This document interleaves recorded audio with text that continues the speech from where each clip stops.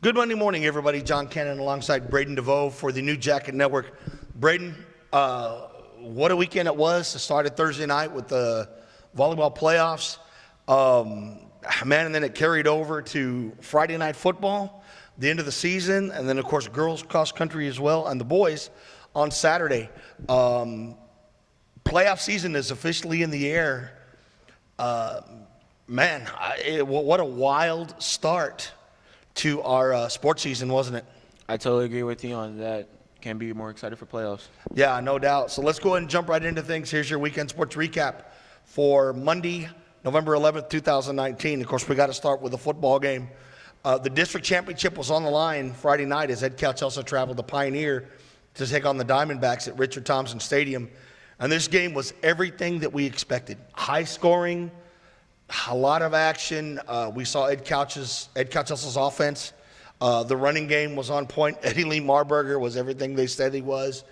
But when it came down to push and shove, Pioneer ended up winning the district championship as they won that game 48-36. It was Pioneer's first outright title that they've ever won.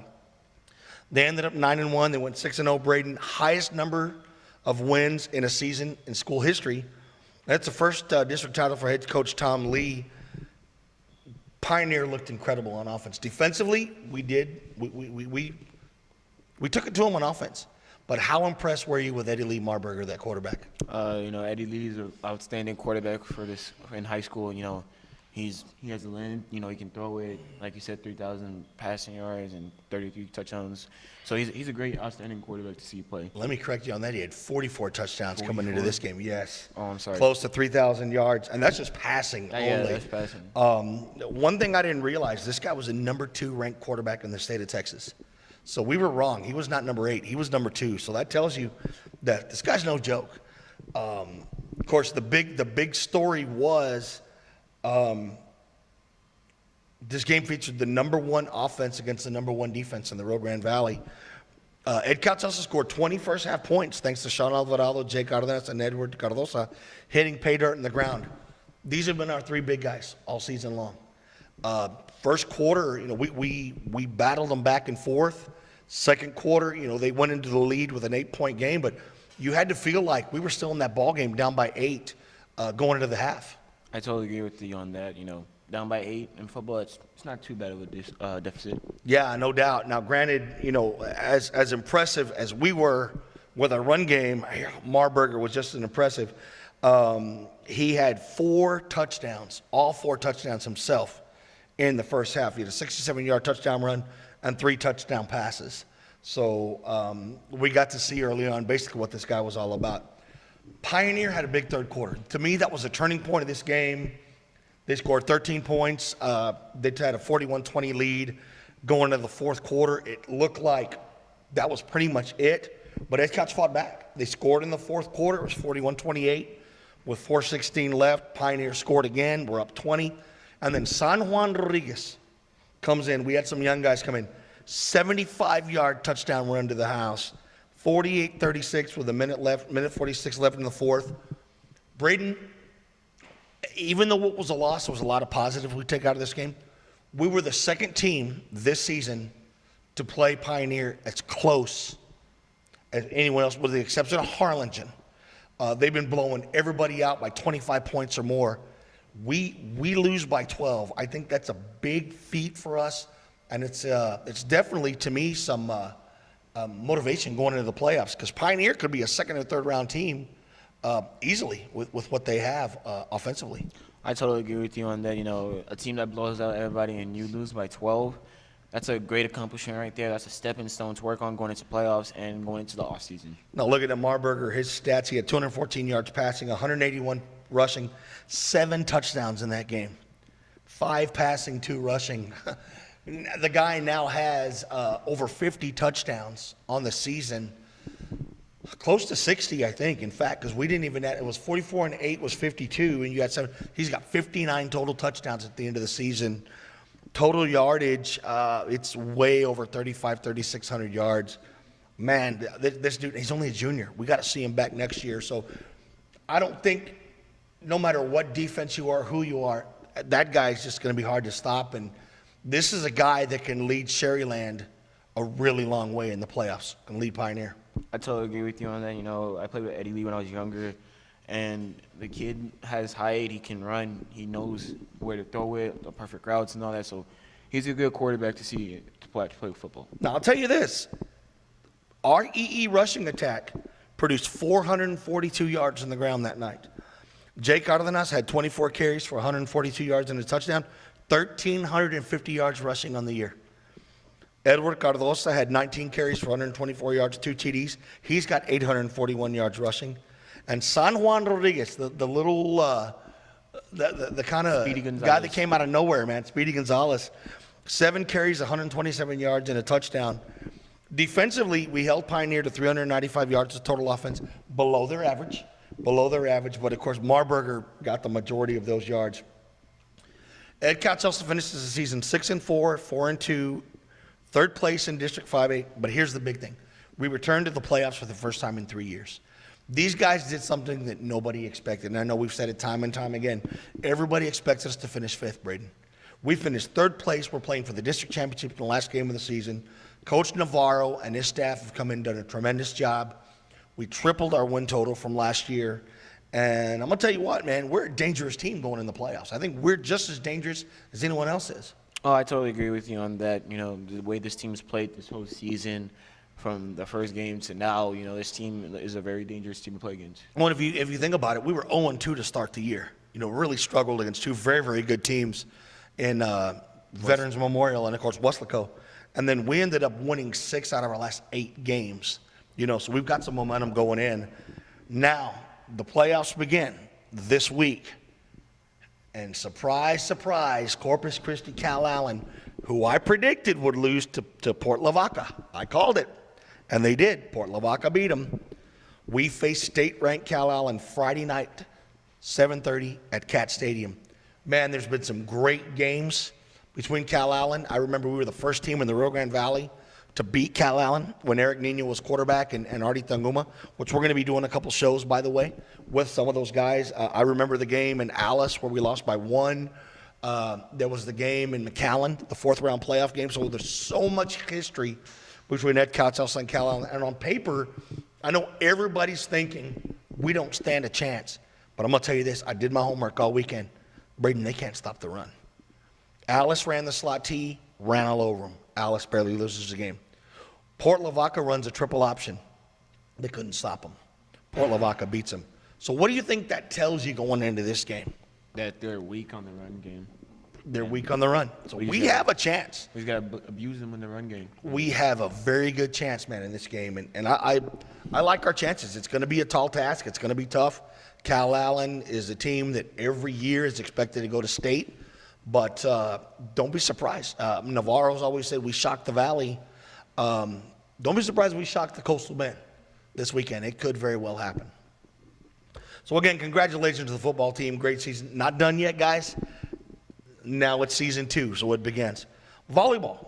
We were there for the volleyball team. They had a big task going in, and we talked about it. We knew it was going to be a big task. Number 4, Gregory Portland. They were everything that people said they were. You know, Edcouch-Elsa lost it in 3 sets. But GP is one of the tallest teams I've seen us play. They had height. That one girl was about 5'11". She didn't have to move very far. They got a lot of power. They remind me a lot of Toloso Midway the year that they went to the state summit finals. Of course, that team was loaded every year.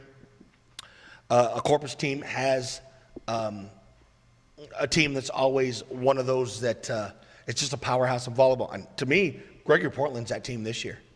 Totally agree with you on that one. You know, that team was just tall, you know, and they came in with the right mindset and they just played their game. Their power game was incredible. I mean, it really, really was. But, you know, they earned our respect. Yes. They earned a lot of respect from our girls. I know a couple of our girls actually are going to get an opportunity to play with some of the Gregory Portland girls. I think you were telling me about. Is that correct? Yes, sir. India's going to play with them this summer, and it's going to be a great experience for her. That's a huge honor. You know, it really is.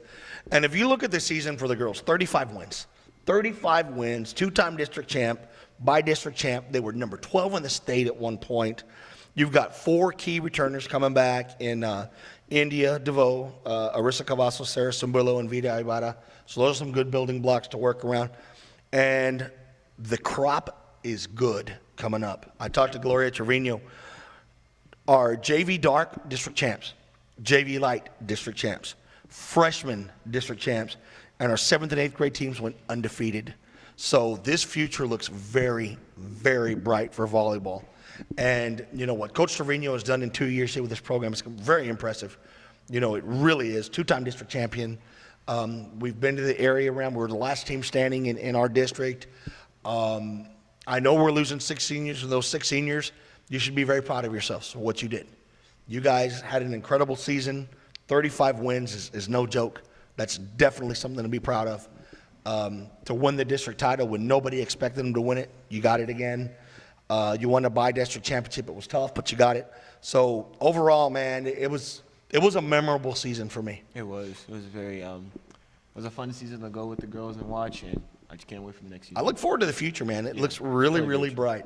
We got to buy shades sometime and put them on because the future looks so bright. I know, right? I know. So bright. Boys and girls cross country. Our boys' 14th finish at the state meet. Incredible. Albino placed 17th and Dominic 18th. Both were all state selections, man. Now, they were disappointed. They were upset. I talked to Coach Aganaga today, and he says, yeah, it wasn't the finish they wanted. Remember, they both wanted top 10, maybe top 5. They wanted a 3rd overall placing. But again, when you get to the big dance, it's tough. And the fact of the matter is, this was one of the top 15 teams in the state, in the entire state of Texas in Class 5A.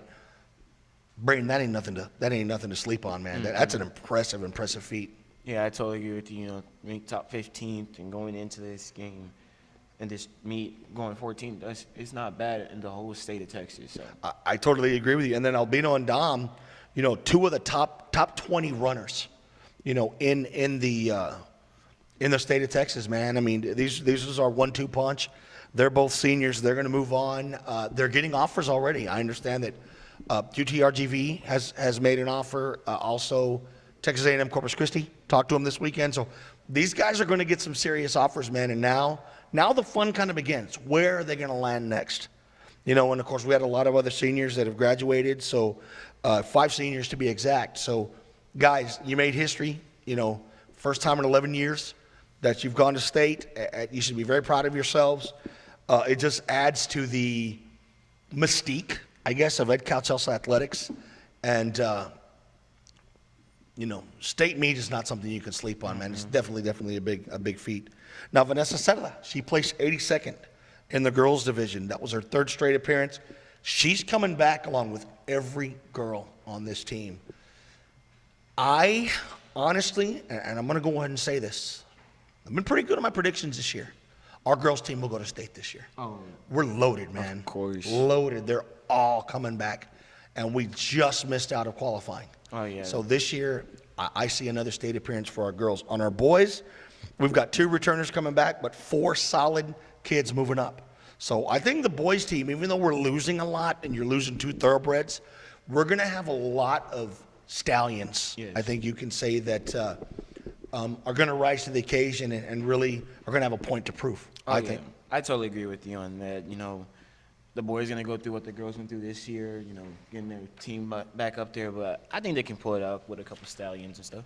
Now, we're going to talk a little bit about something else that happened. I know you were there for this. I wasn't there, but the Yellow Jacket Basketball Madness. It was Saturday night at Yellow Jacket Gymnasium. Tell me about it, man. What was it like? It was fun, you know. Got to see the community come out. Got to see some of my friends, some family members.